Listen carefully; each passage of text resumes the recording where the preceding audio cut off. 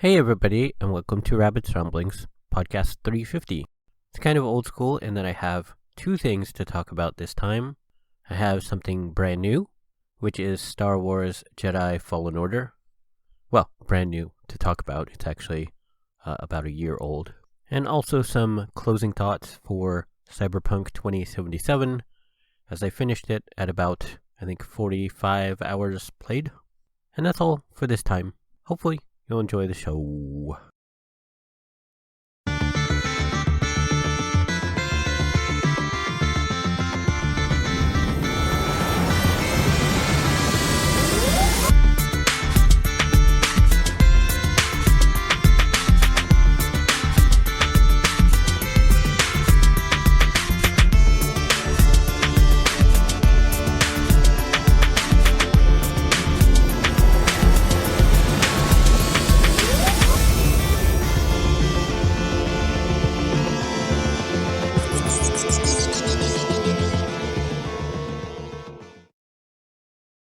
To start, I would say that Star Wars Jedi Fallen Order is probably one of the best Star Wars games I've played since the BioWare Knights of the Old Republic game way back in the day.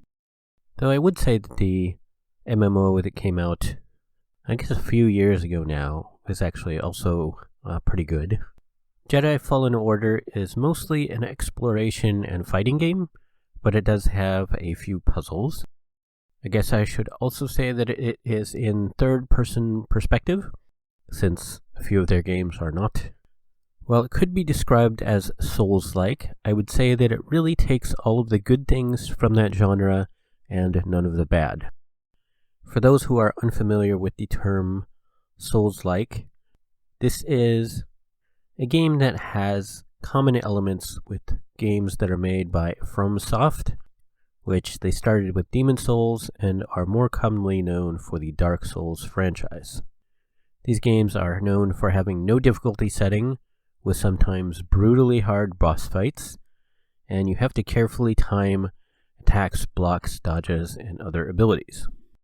Combat is all about knowing your opponent and the environment around you over spamming buttons or just kind of mashing abilities. Souls-like games also tend to have very limited, or sometimes even almost no healing at all. Death in Souls-like games tend to have a brutal loss in terms of experience, and you have to go back to retrieve that in some way. And lastly, Souls-like games only allow to save in an old-school console, checkpoint-style manner, and in doing so you do recover all of your health and healing, but you also respawn all of the enemies. So with all that being said, Star Wars Jedi Fallen Order would be more accurately described as a Souls-lite, since it only shares some of these elements. And the difference between a Souls-like and Souls-lite game are that Souls-like pretty much follows the formula exclusively, whereas Souls-lite will take some of the elements while sometimes also modifying elements. Combat is very much based around knowing your opponents and timing attack dodges and abilities, but this is a good thing as it's a much more forgiving system compared to ones you are frantically hitting buttons. The most important difference in Jedi Fallen Order is that there are 4 difficulty settings: Story Mode, Jedi Knight, Jedi Master, and Grand Master, if I am not mistaken. So if you aren't familiar with a Souls-like kind of game, and you aren't good at timing your abilities, you can turn the difficulty down or up at any time while you are playing. And this is really one of the biggest differences between a Souls-like game, in that most people, myself included, tend to shy away from those games because they only have the one difficulty setting. Fallen Order has the multiple settings, so you should be able to find one that fits your style. As you gain experience, you fill up an experience bar, and when it's full, you get a skill point and begin filling the bar up again. Interacting with a meditation spot is where your progress is automatically saved, and that's where the checkpoint system comes into place. Here you can use the skill points you gained in order to learn new skills or abilities, as well as being able to rest at this point. When you spend experience to unlock a skill that's yours to keep forever, you also can't lose any skill points when you die, and if you choose to rest, you will recover all of your hit points and healing stems back to full, but again, note, it does share the aspect of respawning all of the bad guys, so be very careful about doing a full rest where you may be near bad guys, and consider if, do you just want to stop at the meditation spot to save your progress, or do you actually want to rest and fully recover? Sometimes you might not need to do a full rest, and you could just use it for the save aspect. When you are defeated, you do lose any unspent experience, but that's just the bar, the part that is filled. You don't lose any skill points that you have earned, even if you haven't spent them. So the penalty isn't actually all that harsh compared to the traditional Souls-like games. Getting back experience is often fairly easy. You only have to hit the enemy that defeated you once to recover all of your experience back. And I believe it also refills your health when you do so. And these guys are marked with a yellow highlight, so they're very easy to spot who has your experience. Be careful though. When you are defeated, all enemies will respawn, so getting back to that opponent that defeated you might be a little bit tricky at times or dangerous. If you died from falling or other kinds of environmental damage, and you did lose experience, it will be near that spot just as a glowing bar. Sort of looks like a beam of light. So you don't actually have to defeat any enemies, you can just pick it up. Note too, there are cutscene type scenes that happen now and then, and as far as I know, if you die during one of these, they're usually in a sliding type jumping puzzle. I don't think you lose experience at all, and it's usually kind of extra forgiving in terms of how much it punishes you if you do blow that. So you might not actually have to look for experience when you die during those. So because of all of these changes, I think for a Souls-lite game, it is extremely fair, and I really like the aspects of the genre that they have retained, as well as those that they have kind of altered or made more forgiving. I do think it's the right mix for this game. Also note that you can gain experience in ways that are not combat. In fact, the majority of experience comes from not combat. One of the things the main character can do is use the Force to hear what they call echoes, and that gives you bits of story lore, as well as his little droid friend scanning certain objects, which again will give you different kinds of lore about this world and the creatures. Or you can find secrets, and they not only give experience, but often boost your health or force based on how many you find. Usually I think it's 3 of each type before you get a boost. When you do scan various things, you'll get a pretty extensive databank and tactical guide as you go along the way. It gives, again, a lot of details and lore, as well as sort of notes on that particular creature. I think the level design is really great. There are goals in terms of where you want to go and what you want to do, but often there are at least a couple of options on how to get there. So far from what I've seen, there are never too many options, and it seems I'm often finding secrets as well as missing a lot of secrets. The majority of what you find, though, in terms of loot and in the crates that you find, they're pretty much just cosmetic rewards, either in terms of clothing, which is basically just a poncho for some reason. You also will find cooler customization items for lightsaber parts, and there's also colors for your droid or your ship if you're into that. Also, it seems like the order you want to do different worlds is kind of up to you. You can follow the leads you have or choose a different order, and it's clear since you learn force powers along the way that no matter which order you do them in, it seems like you will be doing some back and forth because not everything is accessible right from the start. Thankfully, if there is something you can't access, it is clearly marked as red on the map. So if you think you might be able to make that jump, and you're like, I'm not sure, maybe I will, maybe I won't, check your map, and it will be red if you can't make the jump. Character models and movement are superb, except for the way Cal runs, which is kind of ridiculous for some reason.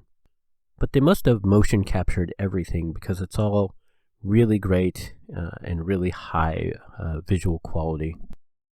Sound and music are dead on for a Star Wars game, so there's nothing missing there. It all sounds very much like it fits in the universe quite well. If you are a Star Wars fan and can play this kind of game, I cannot recommend it enough. I get it on sale on Steam for, I think it was around $25. So you can definitely pick it up for the cheap. It is a shorter game. I think it probably only took me about 10 to 15 hours to beat it. But again, if you are a Star Wars fan, I highly recommend it. Get him before he can recover! I'm going to beat you, Jedi!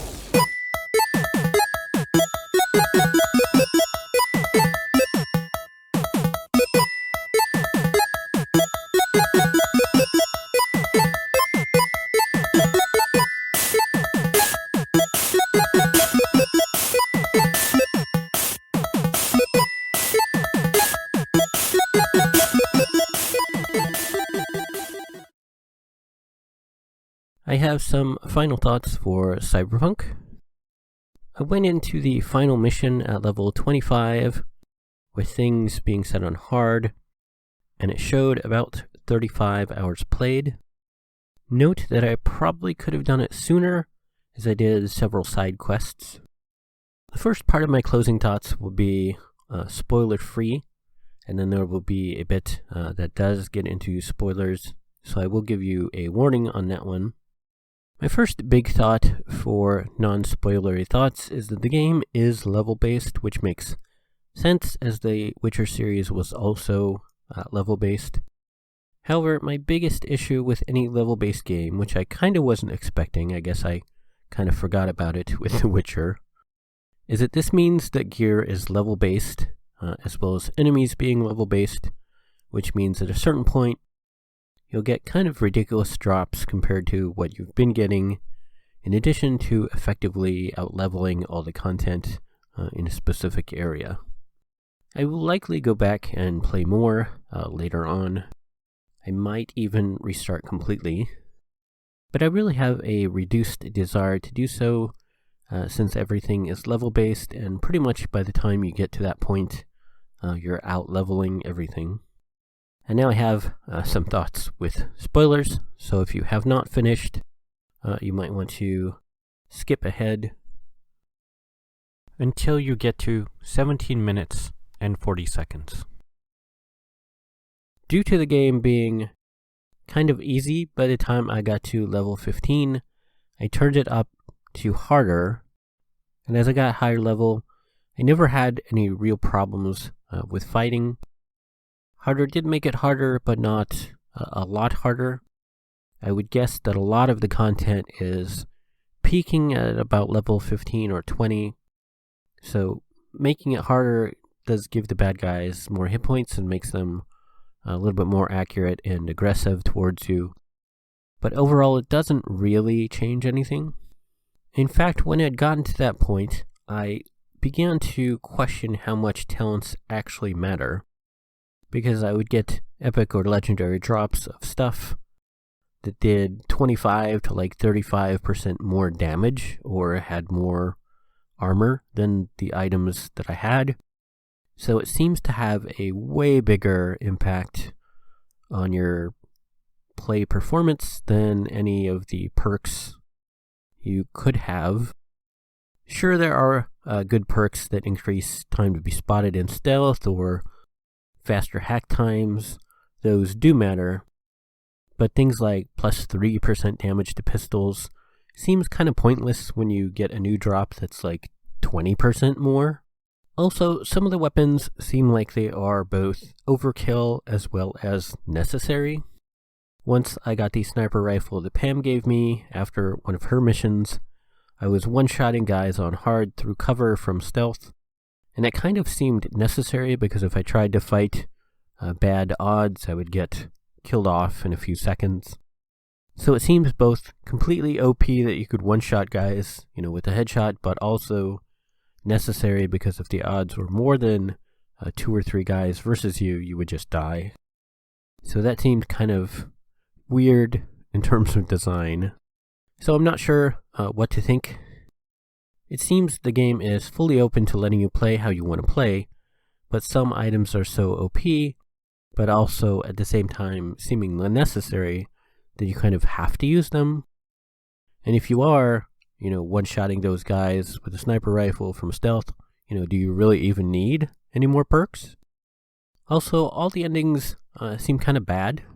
Either it has a few months left to live, or they're flat out dead. I don't see how they can do a sequel to the game when they've got that kind of ending options. I'd have preferred an ending where you weren't still going to die. I think my ideal ending would be that the chip is stabilized and you get to keep Johnny, and so you still have all of those interactions while you're doing stuff in the city. Yet, bad endings is kind of how the cyberpunk genre goes. But if you look at the ending for Witcher 3, you have the fight with the big bad guy, you effectively prevent their invasion, and then you continue on with the world sort of after that result. With the cyberpunk endings, you don't get those options.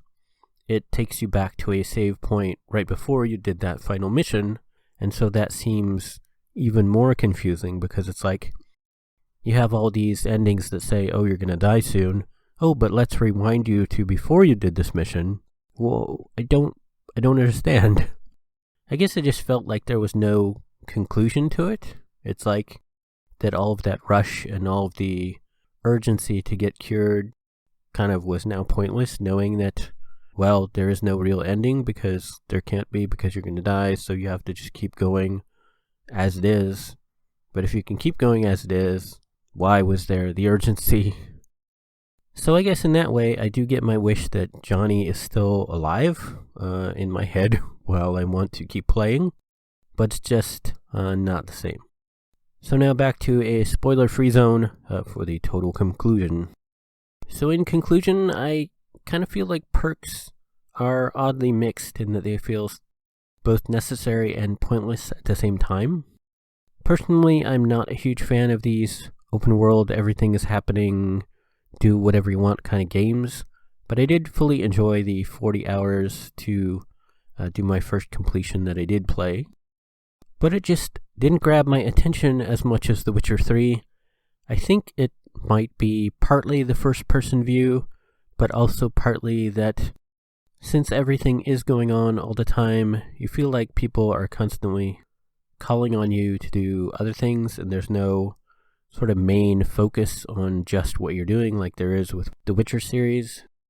And having played most of Witcher 3 before watching the TV series, then watching the TV series, and then later picking up Witcher 3 again to complete it, I felt like it really matched with sort of the pacing of the game. In that there's that start of this big quest, you do the big quest, and then there's the conclusion, and then you move on to the next one. The story was deep, and they had good characters that you were interacting with during that time that you played, and then you moved on. I wouldn't say Cyberpunk is bad for doing things differently, but you get so many characters thrown at you, and you don't spend anywhere near as much time as you do in the Witcher games, so I just never really got that invested in them. I think they made Cyberpunk too big in terms of the open worldness, but also too shallow in what you do with each character. I get that's sort of more of the open worldish kind of game style, but I was kind of expecting, like I said, a much deeper connection to each of the characters, like they were in Witcher 3. I would say if I were a scoring person and we were to say that Witcher 3 was a 10, I would say Cyberpunk feels probably about like an 8. Would this be true for everyone? Probably not. Like I said, this is more of an open world game than I was expecting, and so I'm just not as into it because of that. But I did like it quite a bit. I didn't feel like my money was wasted. I don't feel like I will, never play it again. I may, take a lot longer than I originally planned to play some more. And there were some bugs. I'm on PC, so they weren't ever anything I couldn't forgive, and there weren't anything that was super major that made me want to rage quit or were super game breaking. They were all very minor bugs for me. But I would say for a final verdict, unless you are really, really into open world or really, really into Cyberpunk, I would say you could easily wait and catch it on sale. Wait also for a lot of bugs to get cleared up. Also, you could just wait probably for the first DLC and pick them up all at once. But as a pretty big Cyberpunk fan, as a person who really enjoyed the pacing and depth of Witcher 3, I think this didn't quite hit the mark because there was a little bit too much open worldness for my taste. And, maybe I'm wrong because I don't play a lot of those kind of games. Maybe they aren't like that. But it wasn't quite what I expected from it. From the newsroom.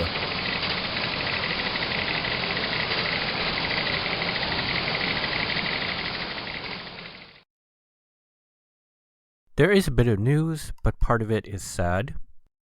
Outriders has been delayed until an April 1st launch. Not a joke, but a funny day to pick.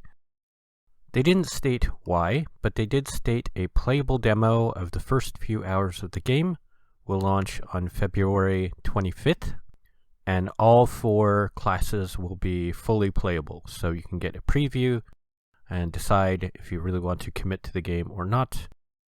That's it for the news this time. Ahoy there, and welcome to the treasure chest. We gather to thank those who surrendered booty to the rabbit. I'm sure we can all agree we love a little booty now and then. Ha ha ha. The following be all the rapscallions that donated their booty. We'll be thanking Frosty, a.k.a. Stephen A., for the most generous Christmas gifts. 3 cheers for Christmas. Hip hip. Arr, hip hip, arr, hip hip, arr.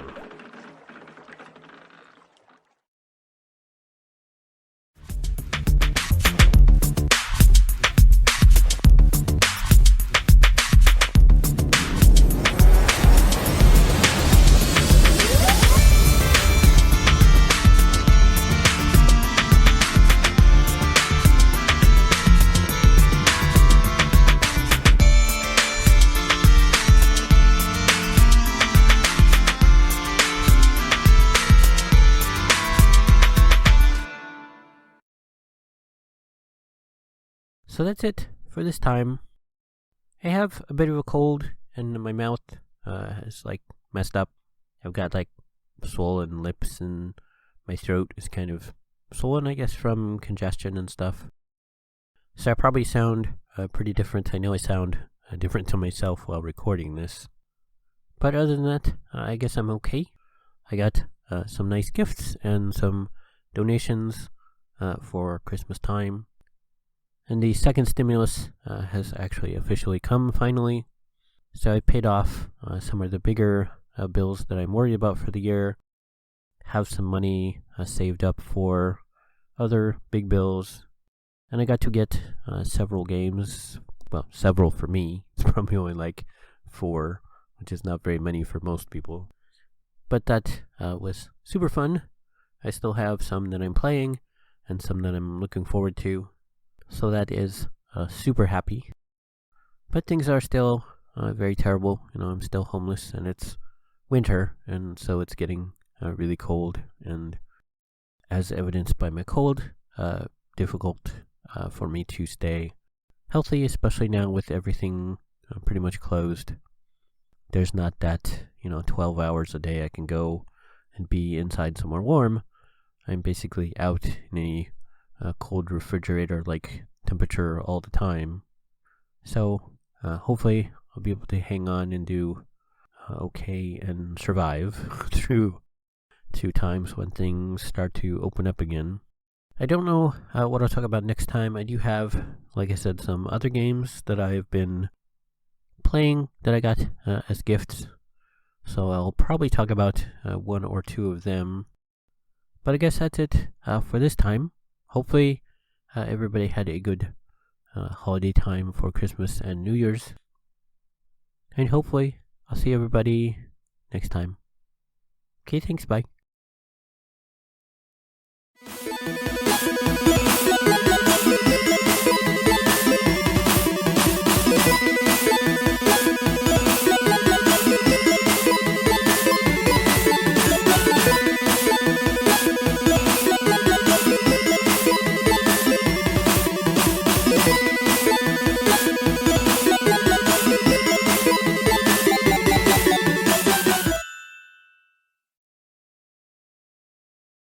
You have been listening to Rabbit's Ramblings. If you would like to see the show notes or feed the bunny by sending a donation, you can find the show website at www.rabbit.com/podcast/rabbitsramblings.html. When you type Rabbit's Ramblings, don't use a space. If you would like to send me an email, you can do so at rabbit@rabbit.com. If you like my page, you can also post on Facebook at rabb1t's. You can follow me on YouTube at rabb1t's. I have a page on Patreon at www.patreon.com/rabbit, RABB1T. You can set up a monthly recurring subscription there at a price point of your choice. Be sure to put the number 1 in place of I anytime you type rabbit. Rabbit's Ramblings is copyright Eric Stryker, using a Creative Commons Attribution Non-Derivatives License, 2021.